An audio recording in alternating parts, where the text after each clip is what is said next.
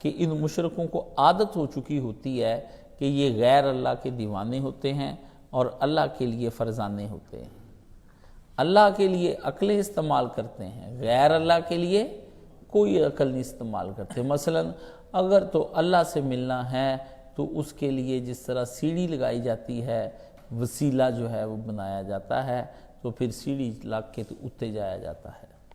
ہاں جی، D C سے ملنا ہو تو چپڑاسی سے ملاقات ضروری ہوتی ہے، ملنا ڈی سی نو ہاں تے ملاقاتاں چپڑاسیاں نہ ہو رہی ہیں۔ انہاں دے حال دیکھو، ان کے مثالیں، ان کے اللہ کہتا ہے کہ اللہ کے میں سوچتا رہتا تھا اس مثال کا کیا حل ہے، تو قرآن مجید نے حل دے کر کہا ان سے کہہ دو کہ اللہ کے بارے میں مثالیں نہ بیان کیا کرے۔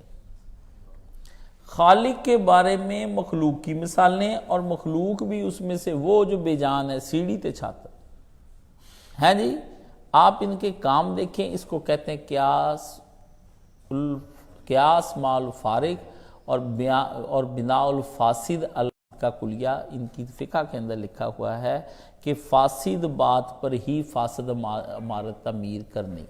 پہلے ایک بات آپ جھوٹی ہے، پھر اس جھوٹی بات کے اوپر آگے سے آگے تعمیر اور ترقی کرتے شروع کرنا ہے، ریت پر بہت بڑی عمارت تعمیر کرنے کی کوشش کرنی۔